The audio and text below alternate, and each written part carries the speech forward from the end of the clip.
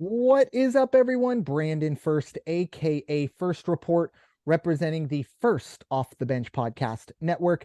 Everyone comes off the bench. We are first. Welcome into another edition of In the Paint. We break down everything college basketball has to offer. When I say we, I of course mean myself and my co-host. We'll start with Raider Jim Martinez. You can find Mr. Martinez at Raider Jim 1090. How you doing tonight, sir? Hey, I'm doing well. How's everybody out there? Glad to talk some college basketball. And as we were talking before you hit record, there's a lot bigger fish to fry in this world than scores and games and things like that, isn't there? Yeah, I think it definitely put us all into perspective this past Monday night. Obviously, the scary situation in Cincinnati.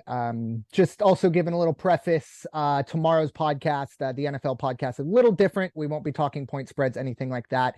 Just be talking about the situation in Cincinnati. That's probably the best way to go about it. I don't think it's right to be talking about who's going to cover when someone is in a medically induced coma at the moment. So with me as well is going to be Coach Brandon Lupian. You can find Coach Lupian at Portland 76er. How you doing tonight, sir? Doing quite well. Couldn't wait to get on and talk some college hoops with my guys here. And there's a number of things to talk about in regards to college hoops, and I'm ready to roll. Yes, sir. It's starting to be that time. We're diving into, 2 months away from March Madness, or at least 2 months away from March. About 2.5 months away from the actual tournament beginning. But we are starting to dive into conference play. A lot of answers that I think we had at the beginning of the year. At the very least, we're starting to, some of the questions we had at the beginning of the year, we're starting to at least somewhat get some answers. But starting off, as we began to last week, we'll have our team of the week. Got 5 candidates here for you. Had a late addition after last night, but we'll start Rutgers at the top, 10-4 overall. But the big reason they're on this list, why they're on this list, got a huge win over formerly undefeated Purdue. At the moment, Purdue is number 1. They will probably fall from that, thanks to Rutgers. We also have number 18, Xavier. They're 4-0 in a very, very good Big East. Recorded a big win over UConn. They also had a nice little win over St. John's last Wednesday.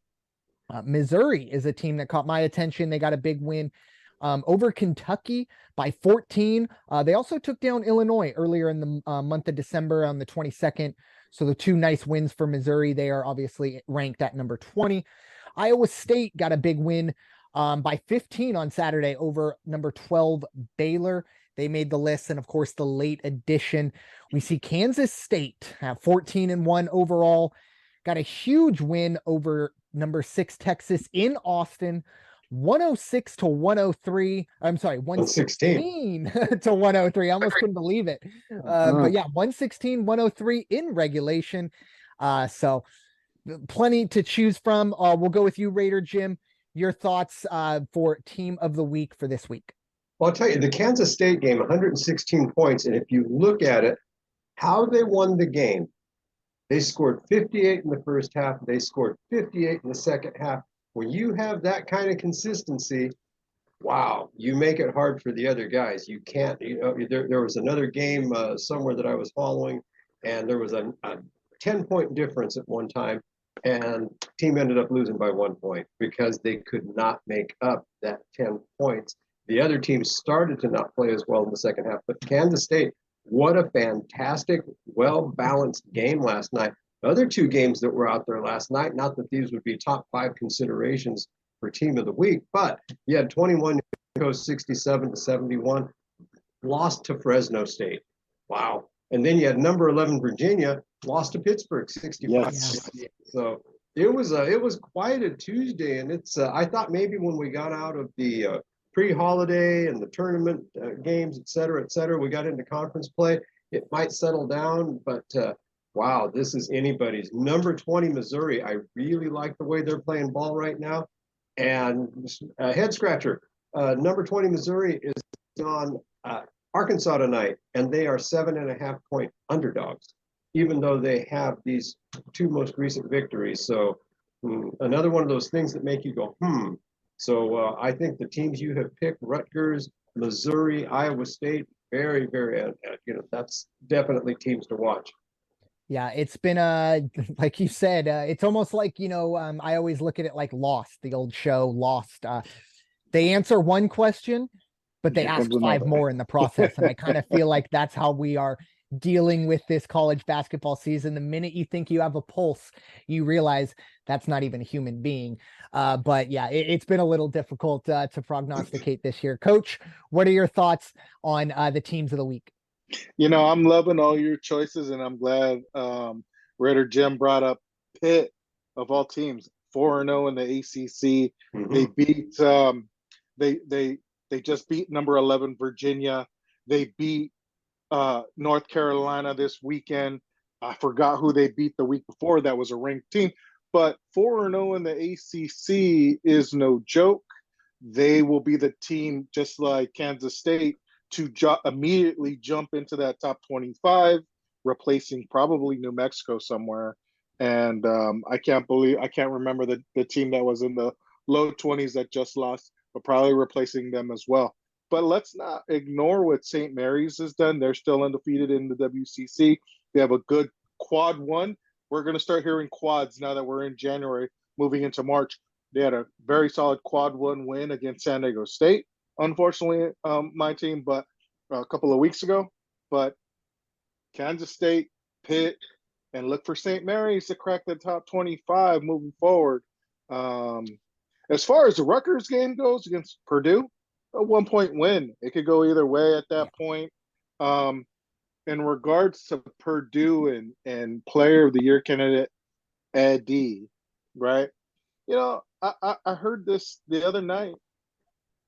The Big Ten and those coaches and any coach across America, they'll start game planning. I think we're at that point where, there's been some surprises throughout the nation. Well, now they start game planning and prepping and isolating like defensive schemes per person. Now that everyone knows who's that guy on each individual team, that's why we don't get undefeated teams anymore. And moving forward, we're going to start seeing teams like this have battles. Look at what happened to Texas. I'm wondering if this is a Chris Beard effect, because his teams don't give up 58 in any half. And he gave up 58 in 2 halves against Kansas State. Is the missing of him and his absence going to affect them the way they have? And then I'm really excited about this Xavier team. I'm not excited that it's Sean Miller's Xavier team. I mean, that guy, this guy's what he did at Arizona, as if he didn't know what was going on. How do you get another shot? But he's got his guys rolling against a number 2 UConn team, and talk about polarizing victories, whether it's at home or away. But very complete team. They got the height, they have the speed, they have the shooting, they have the defense to compete with Big East favorite UConn. Very balanced. So it was an exciting past week of college basketball. And I didn't get to see what Missouri's done, but you look at their record, rightfully so, young team, good for them. Good for them. Yeah. What a solid week. It's been a very solid week. And this is kind of where we get into the meat of it. We're not seeing the, with all due respect to Gonzaga, but where they played the NAIA a week ago or so, you're, for the most part, you're playing, you're seeing the big teams play against the teams that at the very least have talent. And I look at the Big East, I think right now, and it could change, but I think right now the Big East is top to bottom, probably the best conference. And you look at what Xavier's done, not only being 4-0 in that conference, but taking down UConn, a team that, was number 2 when they went down. I think that's a huge nod in the direction of what we've seen out of Xavier. Unfortunately, like you said, with Sean Miller at the helm, that might be one of the luckiest bad guys out there, if you will. I almost said criminal. I'm not going to go that far, but a very lucky individual to pretty much burn something down and then everyone investigate and go, nope, it was everyone else's fault except for his. And he's kind of like, Only oh, the assistants. thank you. How did I do that? And then, like you said, not only gets another shot, but I think a lot of times we'll see, like, and this is on the college football side, but a Hugh Freeze, he's got to drop down to Liberty, and no offense to Liberty, but you're dropping down in those quote. Xavier's still maybe not on that elite level like Arizona was, but Xavier's a team that if they're in the Final Four, none of us are terribly surprised just because of the name power there. But I really liked what they did. But yeah, Kansas State, I think it has to jump out. Obviously, the game last night, not too many teams will give up 60 plus points in the second half and still win the game by double digits, but that's what they did. I believe Texas put up at least 61 or 63 in the second half, and Kansas State still able to get it done. So great stuff. And like you said, a great week of college basketball and probably a signal of what's to come, because we got some really good matchups coming down the pike. And it's a perfect time to ask this question as we segue away from the teams of the week to look at the overall whole as we get ready for the NCAA for conference play, I should say. And the big question is right now, is there a quote unquote clear favorite to win the national championship? Raider Jim, I'll pose that question to you first. Is there any team right now that you are willing to bank anything on to win a national championship? Well, it's a good question, and I've got my security system right here, but that's my two little girl dogs that hang out with me while I'm doing these podcasts. And who's going to win the national title? It's kind of like when I was looking for pups, and you go in and there's all this cuteness surrounding you, and you say, which one's the best dog? Oh, there ain't no answer there. There's no clear-cut answer there. They're all worthy of bringing back and giving them a home. Looking at this, though, national title, I couldn't tell you that there's a clear-cut favorite from where I sit. I'm in the middle of even just looking at who's going to be the Final Four. I think Houston is a Final Four team. I think Arizona is a Final Four team. Probably Kansas is going to work their way in. You know, they're just scrappy. They're always competitive. They just year in and year out. But even that, it's just wide open. There's too much going on out there. I think I need until February before I can start really saying, okay, now it's all coming in division. I got, adjust the lenses and see what has a more clear picture out there. Yeah, we're kind of still in the sandstorm right now, right? Like we're just kind of waiting for the dust to settle. Because yeah, it is wide open. But Coach, what are your thoughts? Do you have a clear-cut national championship favorite at the moment? I really don't. I agree. Right now, the parity of college basketball is at an all-time high. And that's all due to the transfer portal. I mean, you look at a team like Kansas State, and it's a new coach replacing a very good Bruce Weber. And it's not like he's inherited. This is what I heard last night. It's not like he inherited a solid, already established roster.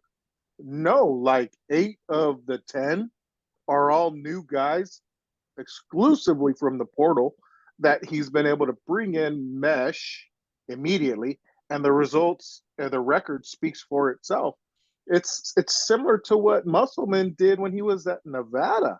He, like his first couple of years, he's bringing in guys, 6 out of 7 new guys, 7 out of 8 new guys, getting them to mesh right on time for that NCAA tournament, and they're making runs.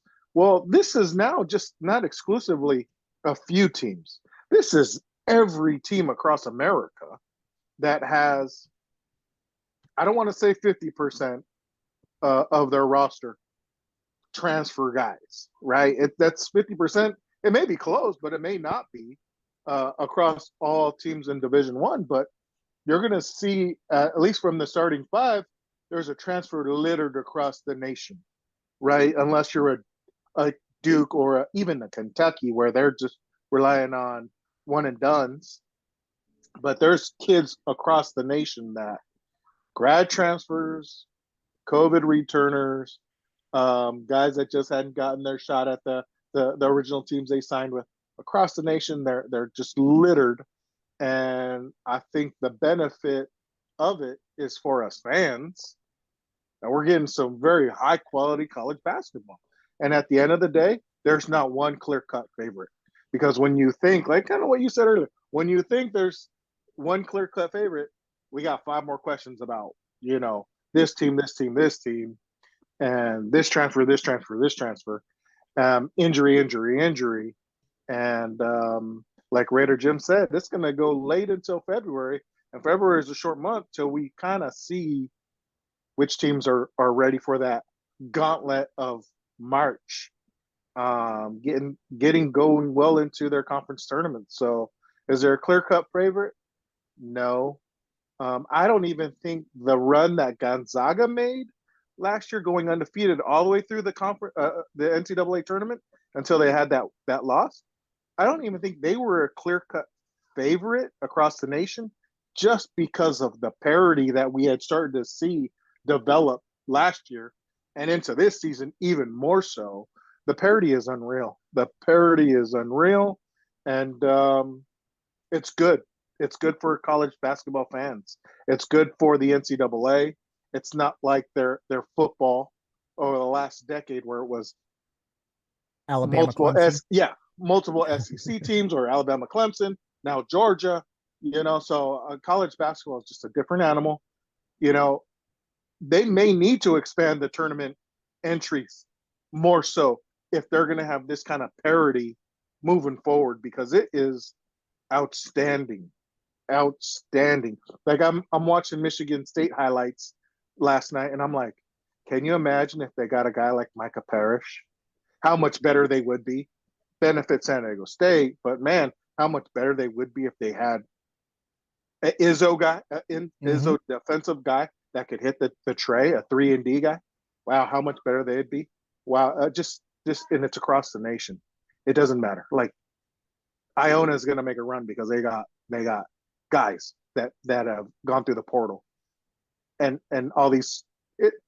The Cinderella story is not Cinderella because they've had solid years. We'll see.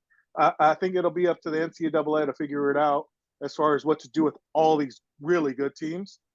And it's not adding these small, inferior postseason tournaments. Like it should just be the NCAA, expand the field, and the NIT. Not like they have like smaller CBI, AIT. Exactly. Yeah. So it's fun for us. This is a exciting time of the year, and it's going to be outstanding once they get into the tournament. It's going to be dynamic. I can't wait. Yeah, I agree with both of you. And to be honest, I don't think you can take anyone seriously if they were to tell you that this team's a solid favorite or that team. I don't even know if we have solid Final Four favorites right now. It is so wide open. If you held a gun to my head and you kind of forced me to make a pick, I'd say Arizona. But once again, I don't feel, incredibly comfortable with that. They're going to have to run through a really good Pac-12 schedule and see how they kind of come out of that on the other side. And I think one of the bigger things on these, when it comes to college basketball is it's one and done when the tournament rolls around. And, maybe outside of the 1-16s and the 2-15s, any of those teams can beat any other. And we've seen that year in and year out. And don't get me wrong, UMBC has proven that even a 16 can bring them down. But we've seen so much parity, I think, building to this. And as you said, the transfer portal and NIL have kind of been that, the bomb now. Everything else, the parity building up to this was the match being lit to get to the fuse. Well, we're at the fuse. And as you said, my goodness, it's great for college basketball fans. I was just, looking over because we don't have a clear favorite. Well, what does Vegas think? And there's a lot of kind of skewed numbers out there, but at the moment, and this is a bit surprising to me, and I'm not 100% sure if these are up to date. I had to go on Vegas Insider to check them, but Houston at plus 650 or plus 700, you'll find it in there. And then the next closest, you have UConn at plus 1100 or plus 1200. And then Arizona, UCLA, both kind of around that plus 1300, plus 1400. there is a lot of value if you kind of have that idea. If you really like Arizona, if you really like UCLA, even if you really like UConn, 11-1 right now, I think you'll feel good about that. But I am not putting any money on anyone right now just because I think it is so wide open. But with that, it is time to check in on the Gonzaga Bulldogs in the West Coast Conference with our pal Raider Jim, who keeps a close eye on that all year long. Raider Jim, the floor is yours. Yeah, Gonzaga Bulldogs in the West Coast Conference. As coach commented about St. Mary's, once again, Randy Bennett has his boys out there 2-0 in conference play right now. They're leading the pack 13-4 overall. After that, you've got BYU, who's coming around. They're starting to play more solid games again. So it's going to be, it's not going to be an easy road for Gonzaga to win the West Coast by any stretch of the imagination. In my mind, of course, they're still the team to beat in that conference. Surprisingly, their game this week on Thursday is against the University of San Francisco, who last year was a bit of a challenge, the entire West Coast Conference. This year, they started out strong, 6 straight wins. Now, in their last 11, they've dropped 6. So they're just, I don't know what has happened up in San Francisco. 0-2 in conference play and 11-6. I really thought for Gonzaga that this was going to be a tough conference game. It'll be competitive. They're playing in San Francisco, but I think they will definitely go in and take care of business. Also in the West Coast Conference, you got to talk about what Steve Lavin's doing. Now, a lot of people would look and say, what, they're 1-1 in the conference. They're 8-8 overall, so they're a 500 team. Well, go back a year or 2 years and look at their record after 16 games. This is not where they were. So he's made a little bit of leeway, and he'll continue to make some leeway. Got to get his recruiting out there. Got to keep people on board. As Coach again has said, you know, transfer portal. You got to keep your kids home once you get them. Make sure you take care of them. Give them reasons to stay. So we'll see what happens. It's going to be a great season, a great conference to watch in the West Coast Conference. So there it is. That's what I've got to say about that. And watch you, Timmy, end up first team All-American this year. Yeah, and that's a big for that center spot, or however whether they call it like 3 forwards, whatever it is, the big man, quote unquote. It's going to be very, very competitive for that first team All-American. We're going to talk about an individual here in a little bit that definitely will have a case for that. We've already talked about Sheshebwe, I almost said Aiden Hutchinson, but Dickinson from Michigan, and Drew Timme, of course, from Gonzaga, and I'm sure there's a few others that have slipped my mind as well. But the big men in college basketball right now, it might be that era of the big man, which is kind of ironic because the NBA is such a guard heavy league. But yeah, you know, the only thing that I'm gonna add on to that was San Francisco. I'm like you, Raider Jim. What is going on? It looked like they were going to be a team that you go, okay, and it seems like this has been building for the last 3 or 4 years. We see, I feel like they beat Virginia early on, whether it was last year, the year before, and you're going, okay, this is the time San Francisco is right there with St. Mary's and Gonzaga. And then they drop a game to Portland, or, you know, and they don't make the tournament, because that's the problem with the WC, not problem, I shouldn't say. It's the difficulty with the WCC is for a lot of these teams, you know, if St. Mary's stubs their toe against Portland and they're on the bubble, well, that's more than likely going to be one of the worst losses out of the bubble teams. And that may be the difference. So San Francisco, hopefully they can get things figured out. I don't think they get it figured out against Gonzaga, but still a long way to go when it's all said and done. They do have a nice win. I think it might have been UNLV or something. No. Let me continue on with that whole San Francisco thing. This is what it was. And I agree with everything you both said. But let's get this show right. December 21st, they blow out Arizona State by 37 points. That's right. That's what it was. Right? Then they go and beat Hartford. You know, no disrespect to Hartford, but you don't lose by 32. So they beat Arizona team by 37. They beat Hartford by 32. Then they lay the goose egg against Santa Clara, 79-67. Whoa, wait a second. Where'd all the hot scoring go? You still put up 67 points, but you gave up 79 on December 29th. Then they get beat by USD, 80-68 at home. So like, what's going on? I didn't check no injury report. I didn't check anything, But it's like, what happened to that team that beat Arizona State, an Arizona State team that battled a tough University of Arizona last week? It's like, what happened to that team going into tomorrow's Gonzaga matchup? Um, it's, if I'm Gonzaga, I'm questioning which team am I going to see. If I'm in the locker room at San Francisco, I'm like, hey, we got nothing to lose, But yeah, it's going to be an exciting matchup. I really kind of want to see that team that beat Arizona State against a Gonzaga team. Not saying I want them to beat Gonzaga, but I want them to be that team that's going to make, a basketball classic of a game tomorrow. I mean, for themselves alone, So yeah, I'm questioning which team we're gonna see, and I'm excited, but I'm kind of like on the fringe about it, and I really wish they come and step up to play. And I'm glad Raider Jim brought up USD and Coach Lavin, because I really think they'd be in a better position if they kept a couple of guys to the portal. And one player in particular is Joey Calcaterra. This is a kid that started for USD, is now like UConn's sixth man. And it's like, geez, you're going to jump from USD to being the sixth man at UConn. You could play, and you probably should be playing for the team you started off with at USD. So it is what it is with the portal. Good things and bad. But it's to that individual coach to know who they want to keep and not. So good for Joey. He's on a nationally ranked team. Good for Lavin. He's getting that program.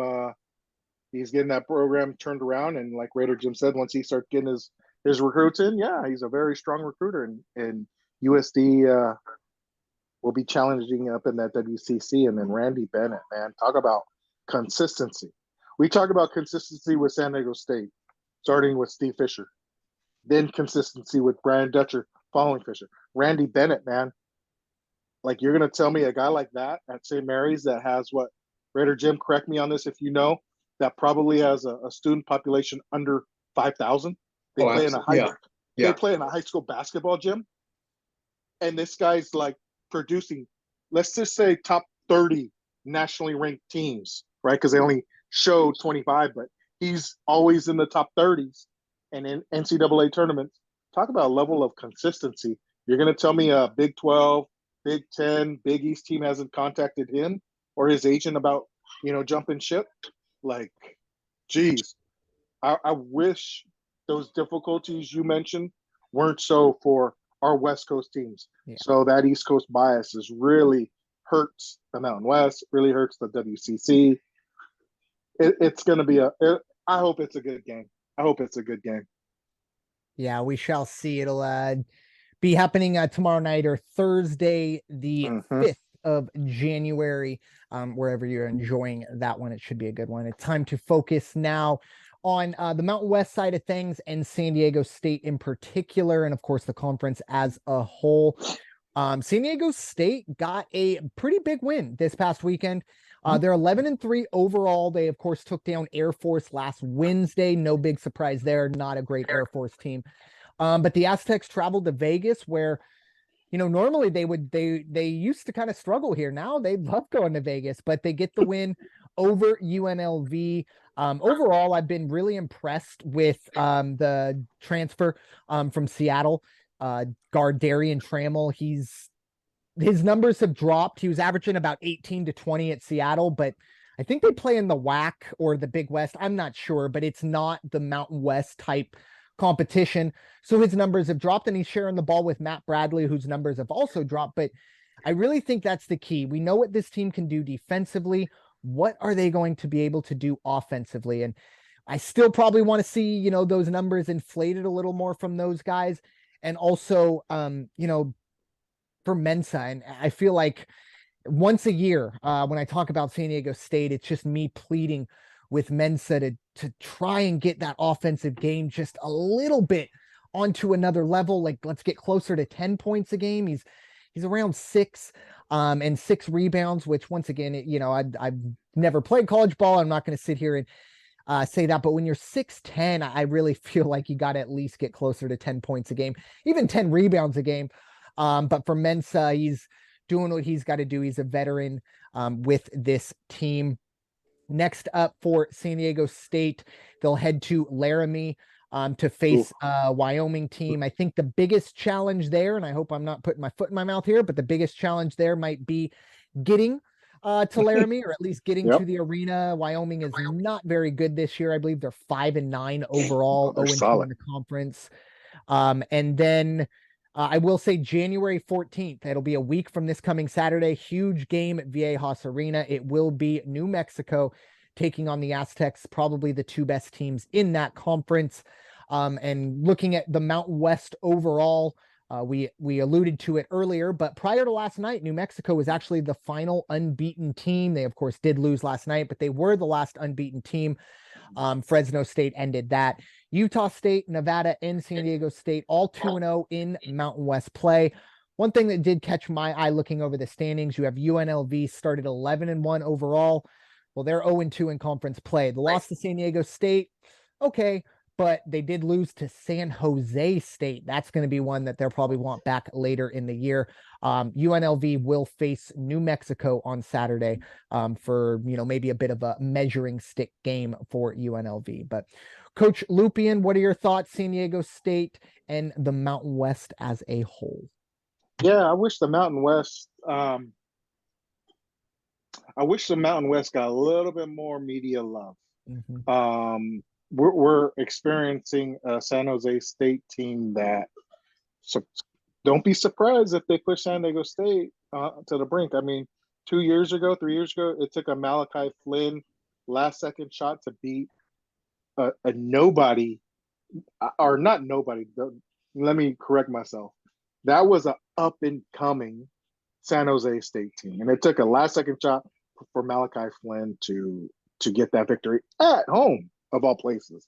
It's not surprising to me that they beat UNLV because, hey, you're that underdog team that has nothing to lose, and you just go out there and play, and you're building your program, and the pressure's all on a very good ranked or good record UNLV team that is what it is when it comes down to it. And I'm glad you mentioned the loss to San Diego State. Yeah, San Diego State pretty much has owned UNLV the last, 20 games at UNLV over the course of the Fisher-Dutcher era.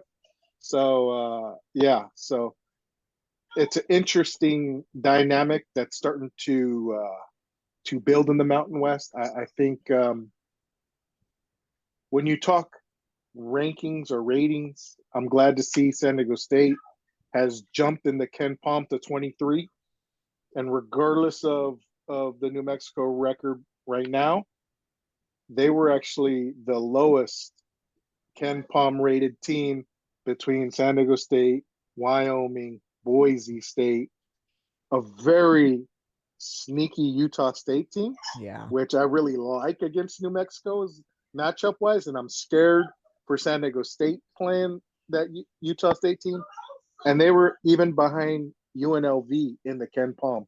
So the record is what it was. They want to claim the map as the last undefeated team in the nation. Cool. It didn't last long, but moving forward, Wyoming's going to get healthy, and I believe they've rested a lot of guys for this San Diego State matchup, knowing, like you said, the troubles or the hardships of traveling into Laramie. And we've seen some crazy weather here in San Diego. Who knows what it's like when they travel? But I mean, you land and then you drive through the mountain pass for so long, and you just get into campus is a trip in itself. We deserve ranking points just for that. But they're gonna get healthy, and I'm I'm kind of like, okay, not which Wyoming team are we going to face? It's what is San Diego State going to do to best prepare themselves for a tough matchup? You know, um, they know the difficulties getting into Laramie. They know who the Wyoming Cowboys have. Okay, let's put our best foot forward and let's handle business. But it's not as easy as it sounds. But this Mountain West Conference is tough. I think Utah State isn't getting the love that they deserve. I think New Mexico was all the hype, and I really think a very good defensive-minded team will take care of them, just like Fresno State did. I think San Diego State's that strong defensive-minded team, and I think Utah State will be that strong defensive-minded team, especially fundamentally sound team, where I think New Mexico will at least hover around that 4 to 5 losses in the conference. And it's up to the big dogs to take care of business, like San Diego State, not taking anyone for granted. So it's a tough conference. I believe that East Coast bias loves to ignore it and loves to ignore the hassles of travel and elevation.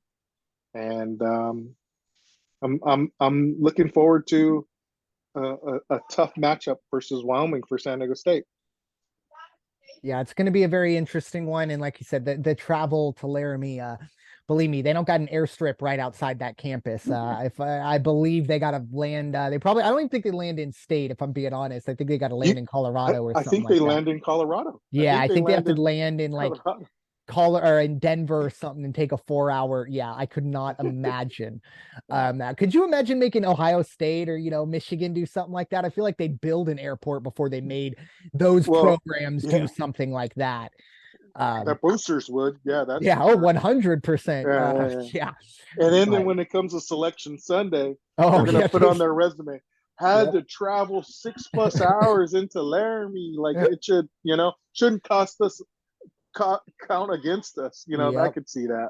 Exactly. But moving on to one of our final segments, it's going to be our weekly player profile. We alluded to this individual early in the show. It is the 7'4" Zach Edey, center, junior out of Purdue. Obviously a big reason why we've seen the success that Purdue has had. Edey is averaging at the moment 21.7 points per game and 13.4 rebounds per game. He is a walking double-double, but that's kind of what you would expect out of someone who is 7'4", still very talented, but obviously is going to be the tallest player on the floor every time he's out there. Born in Toronto, he by way of Purdue now, and it's his third year getting playing time with the Boilermakers. Definitely his best year going forward. Raider Jim, what are your thoughts on the 7'4" center out of Purdue? Well, I have issues with anybody 6 feet or taller. So 7'4" really. Oh man, you me. must. This guy I'm glad I'm on your side. Of your existence. Yeah, that's a personal thing. And he also weighs 295 pounds, and when he was in high school age, junior high age, he played ice hockey. Can you imagine that on ice skates? That's scary. That really is. And then he played his high school ball at Leaside in Toronto, and then made his way to the IMG Academy in Florida, which is owned by Endeavor, one of the biggest talent agencies in the nation. Their prime offices are in Beverly Hills, not far from where I used to manage an office over there. Nothing to sneeze at in that part of town, let me tell you. And really, I'm focusing on that more than Zach, which is unfortunate because here we go again. So this seems like that and NIL go hand in hand. Not every kid is getting that opportunity. Not every kid will get that opportunity. How does it affect the player? How does it affect them in the locker room? Where does it as we all said, is that what is causing some of the not inconsistencies, but the lack of stability amongst the teams? When I say stability, what I mean is this bouncing ball of the rankings going up and down, up and down. One day you're one, but then you drop one, you drop two, you drop 6 points. Wow, there's a lot of that out there. It's even seen, obviously it affected Gonzaga because they lost Chet Holmgren due to things like this. And, of course, he was a talent, but, he was NIL last year. But this is a great player. Off the bench as a freshman, he came in 21 points against Wisconsin in a win over Wisconsin. Then as a sophomore, he got his first start against Wisconsin. Again, 24 points and 10 rebounds after those 21 points when he was a freshman. He did 24 points and rebounds in 20 minutes against Wisconsin.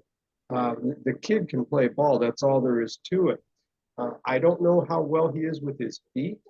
If you watch at 6'11", a much smaller Drew Timme, but if you watch Timmy's feet and the way he can work the ball when he's down inside the paint, I don't even understand how he does it sometimes. It's almost like a very, very small magic show the way he can move and maneuver. I don't know how flexible and what this young man's maneuverability is. I'm sure you guys can speak more to that than I am, but a great, great, strong player. He actually passed up an offer to play. He was given an offer by Santa Clara, which would have put him for at least one season head-to-head 2 times with Chet Holmgren, and that might have been something to watch.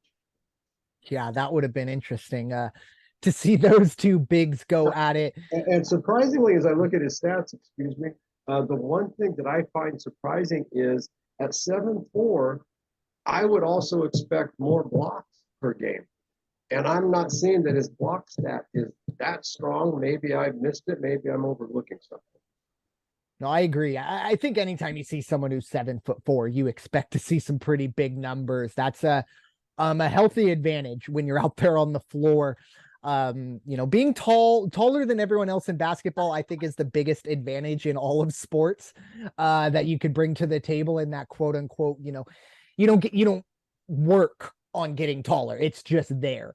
But for Zach Edey, I think that's probably going to be his biggest thing to work on if you could to get to the next level is that footwork and that ability to, kind of you're almost a little too big because it's hard to get 7 feet and 4 inches up here all the way down to those feet and get that going in a split second.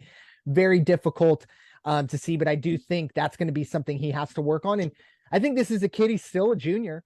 I don't think, unless, crazy stuff, I would not be surprised if he comes back next year. I don't think he's terribly high. NBA teams really like the high ceiling prospects.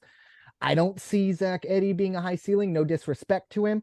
But a lot of what he can do is that height and what else he brings to it. So we'll see how that goes. But I would not be surprised to see Zach Edey back in Purdue colors next year, or maybe transfer portal, but playing college ball next year. Maybe he goes home to Santa Clara to see if he can take down the Gonzaga Bulldogs. But Coach, what are your thoughts on the big man from Purdue? Hey, big man in college basketball in that Big Ten, the bigs reign supreme. I haven't seen a very dominant guard in that conference, and it's all about the bigs. Michigan has their big, Purdue's Zach Edey's big. They're not like the SEC. They're not like the Big 12 where they're very guard oriented. And his prospects for the NBA are spot on for what you said. But I think as far as him declaring or not, it's not so much being a lottery pick nowadays, but it's more or less being that first rounder and getting that guaranteed money. Yeah. Whether he needs it or not, that's what's going to be the determining factor whether he stays. I think you can't teach height, number one. But number two, he's talented enough, skilled around the basket, double-double. If you're a double-double in college, and you could be at least a 9-point, 10 rebound guy in the NBA, you're getting some pretty good money. You're producing for a very good team as a big nowadays. If you look at the Pelicans, Valanciunas, that guy is a 7-foot big that he's thinking rebound first, but he could knock down that 12-footer. Mm-hmm. He could pass very well. But then there's not a lot of other bigs around the league that are that skilled or talented. Nurkic from Portland's another guy that is of the same mold, but there's not that dominating Alonzo Mourning kind of big nowadays. There's never going to be a Shaq nowadays. Zion's probably the closest thing, but height-wise, he's not Shaq. No. So for the Big Ten, that's dominating, and that's very good for Purdue. And like I said earlier, those Big Ten coaches are going to learn to game plan against a Zach Edey, a Hutchinson up in Michigan, and Michigan isn't what it is. I mean, they don't have the guard play for it right now. So we'll see. I think this week, though, there's been a lot of high performers that we just don't know about that have put up some great week numbers or numbers for the week, and good for him and good for his Purdue Boilermakers. And they're going to be they're going to be pretty hungry after that 1-point loss to Rutgers moving forward. So they want to be in that top stratosphere. I think forget about number one rankings right now. I think they're all preseason rankings until you get into the tournament. I think the goal right now is to make sure they could secure a number one seed. And there's a lot of really good teams looking to get those 1 or 2 seeds. And as much as I don't like them, I think UCLA is a very quiet 1 or 2 seeds on the brink of getting exposed. That matchup when they play Arizona is going to be one heck of a matchup. So I didn't mean to take away from Zach Edey bringing them up, but I did accidentally. It's all good. If you're listening, Zach, feel free to reach out. We'll get you on the podcast, and you can yell at Coach, and all that stuff. So feel free to reach out if you're listening. But he could yell at me all he wants. Exactly. Moving on to our final segment of the show, we're going to be talking about the games to watch this weekend. Some of the big ones that jumped out to me. You have Kentucky, obviously, coming off of that loss earlier this week to Missouri. They will face Alabama. Alabama is number 7, a team that took down Houston. I believe that was the team that took down Houston, but that game will be in Tuscaloosa.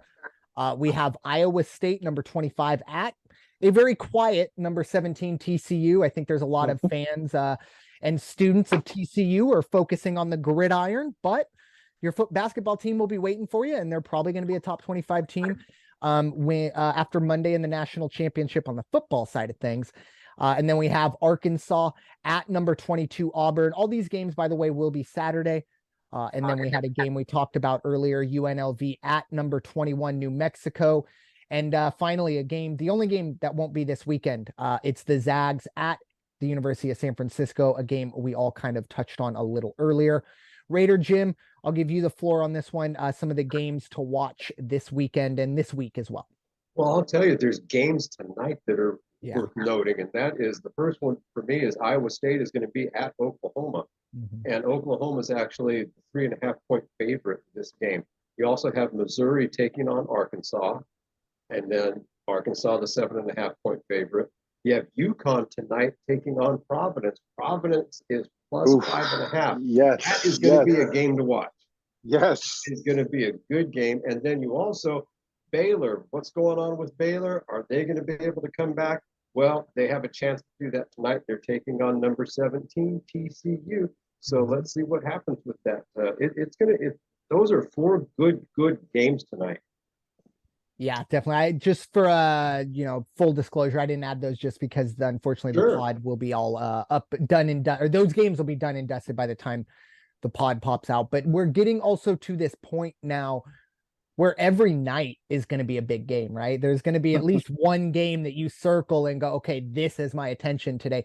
Might not be the best game played wise, but in terms of the matchups, we're going to have pretty much Monday through Sunday, excuse me, really good basketball. But Coach, what are your thoughts, games this weekend and this week to watch? With my cable subscriptions and everything, and apps and stuff, I've been pretty exclusively Big East basketball because that's my favorite conference.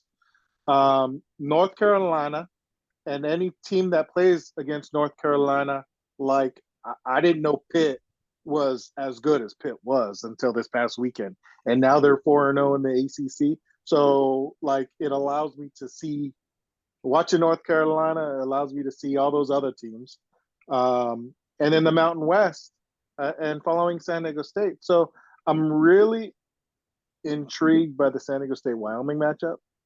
I'm also looking forward to at home against Nevada. Yeah.